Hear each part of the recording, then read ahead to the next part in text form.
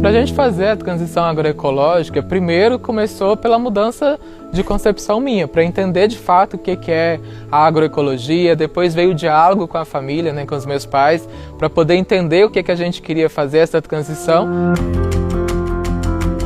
A gente diariamente, quando a gente se alimenta, a gente está comendo algo que os agricultores produziram, que foram produzidos pelas nossas mãos.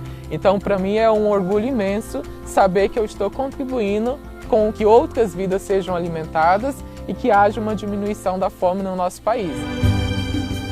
No nosso dia a dia aqui na nossa chácara, a gente diariamente cuida dos animais, uma tradição que vem passada de geração em geração e que hoje, com a tecnologia que está chegando no campo, muitas das pessoas às vezes não conhecem essas práticas. Então a gente também busca resgatar aquilo que é tradicional da agricultura familiar, não deixando de utilizar nossas tecnologias.